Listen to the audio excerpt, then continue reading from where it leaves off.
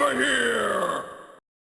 EVO Japan is a couple of days away and it's going to be absolutely massive. I have another video on the channel that's dropping very soon, kind of the same time as this one, where I detail everything that's going to be talked about, from players who's there, games that's going to be played, and even everything we know about the announcements so far. Subscribe, turn on notifications, that video is going to be coming very soon. But with all that hype and excitement for EVO, with Harada now tweeting about Mortal Kombat on his Twitter account, that got the player base very excited. If you go over to the subreddit, they are jumping through the roof about these tweets that Harada is making. So it all starts off with this other content creator, Six Arkin. I'm not too familiar with the guy. I hear you guys talk about him every once in a while on streams, but I'm not too familiar with the content they create. But this guy was trying to play Mortal Kombat 1 and quickly realized they were permanently banned from doing so. And then he started to curse and swear and blame Harada. Bro, I'm gonna send something on Twitter.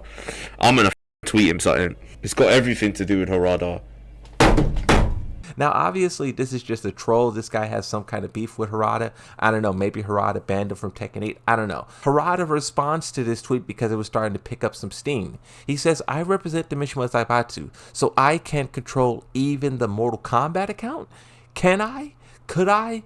If so, I can move between the worlds in the multiverse. Nice. So you can see he's throwing out many different references to different games. Multiverses, Mortal Kombat, and of course the Mishima Zaibatsu with Tekken, right? So kind of trolling the troll in a lot of ways. But this is not the tweet everyone is talking about. He then follows up that tweet with another tweet that says, Get over here!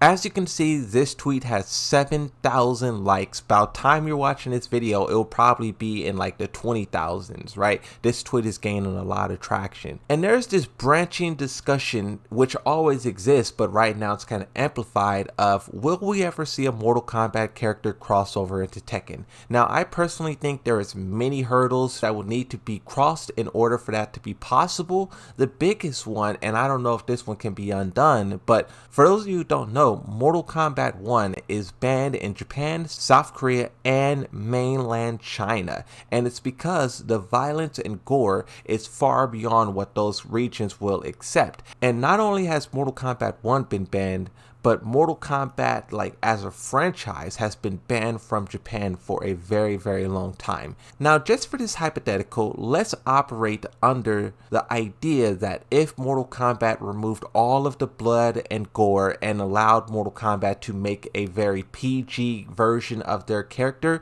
Japan will accept it. Let's assume that that's possible. If that is possible, the next thing we would have to talk about is balance. And I think when you look at Mortal Kombat, it's very obvious to see how quickly one of those characters can break our game. Street Fighter, yes, it's a 2D game, but it's very different from Mortal Kombat. A lot of the game depends on character control, space control, keep out. Mortal Kombat is played at a greater range, and I don't think any Tekken character is capable of dealing with that. We also talk about this kind of in Soul Calibur as well. A lot of those characters have weapons, and those weapons give them a lot of range to poke. Tekken is kind of up close. I have a little video here that I just pulled up, and I just want to show you guys what is possible in Mortal Kombat and how this will absolutely destroy any type of balance in Tekken. This move right here, Scorpions, get over here. Imagine if a Scorpion is trying to turtle and he does that to you. It then gets a free combo on you. It would be absolutely unstoppable.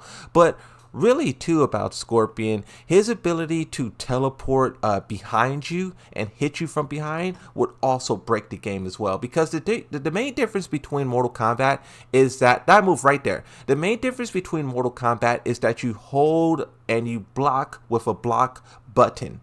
So if someone jumps over you, as long as you're holding that block button, you can block your back, just like we saw the Sub-Zero do right there. But in Tekken, you hold back to block. And as we all know, when someone does a cross-up jump over you, you're holding back to block then turns into a walking forward and you're no longer blocking. So a character like Scorpion who teleports behind you, or any character who teleports behind you, will quickly destroy any concept of blocking and playing defense. And basically you can go on and on with many different characters. Sub-Zero ability to freeze, that slide being a full screen dash, many things that Mortal Kombat characters have that Tekken does not to defend against. So I have a couple other tweets here from Harada talking about Mortal Kombat, and these are older tweets. Someone asked him, who's your favorite Mortal Kombat character? He says, favorite MK character? Raiden, of course. On the other hand, are there any MK fans who don't like Raiden?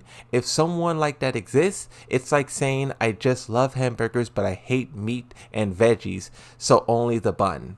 Someone asked him directly, if you had to pick a Mortal Kombat character as a guest character in Tekken, who would you pick? He says Sub-Zero or Raiden. Now the fact that he says Sub-Zero is crazy. One, because Scorpion is better, but then two, Scorpion with all of his different abilities of freeze, the ice clone, you would then have to sidestep all the way around to try to get around that ice clone, and then he could just freeze you because you're sidestepping and not blocking. So basically these Mortal Kombat characters break the game in so many different ways. He goes on to say, by the way, I'm in charge of the commentary interview in the theater pamphlet of the movie version MK. For some reason, Warner Bros. Japan chose me as the movie promotion ambassador. So he does have some connections with Mortal Kombat, and that's always a good thing, right? Whenever you're trying to do like collaborations or crossovers between franchises, it's always good that there's pre-existing resume. Someone else says Mortal Kombat isn't banned in Japan, isn't a very popular franchise in those places, would be a waste I think. He says the series has not been sold in Japan since console version trilogy and MK4 arcade. It may not be popular in Japan, but we all know that it's very popular in America. And this is another very interesting thing, right? Even Tekken is not very popular in Japan. We saw the Evo Japan numbers. Street Fighter 6 had like 6,000 people, meanwhile Tekken had like 1,700. Now that's still pretty massive, but it's far different from Street Fighter. To compare it to the numbers now at Evo Vegas, I believe Street Fighter has like 6,000 again, but Tekken is right there with like a 4,000 or 5,000. So you could just see the difference in player base in America for Tekken versus in Japan for Tekken. So I also think that Tekken having a very strong player base in the America and also in EU would make that collaboration very successful if they chose to do so. But at the same time, I don't think that it's reality. One, we got to talk about what we already know the season pass to be. A lot of us are expecting Marduk to be announced. The leaks that we have are very strong. So if they were to do something Mortal Kombat related, it would definitely be something that comes very, very, very, very far down the road. Also taking into account everything that they learned with Geese Howard and Akuma, how powerful those characters are and were, I wonder if we will see that same thing again. And this is my biggest concern with guest characters. The developers were willing to nerf Leroy after a certain amount of time. Lydia in Tekken 7 after a certain amount of time. Akuma never really got nerfed. Geese Howard never really got nerfed. You know, with everyone wanting guest characters to show up in a game, I just hope the developers don't continuously make them busted, pay to win, and just super overpowered. And I get why they do it, because they want to portray the games that they're taking the character from in a strong way, in a powerful way. But I wonder if they push it too far to where it leaves a stain in players' mouth. Something else that I will say, Harada is very open with talking about Mortal Kombat, and I think he does that because of how unlikely it is. The more unlikely something is to happen, the more you're willing to talk about it. But on the flip side of that coin, the more likely something is to happen, the less you are willing to say, because you don't want to give up anything, spoil anything. I think the fact that Harada is willing to say so much shows us where his mind is and where the two franchises are. But that's it. Thank you guys for watching. Like, subscribe, and bye-bye.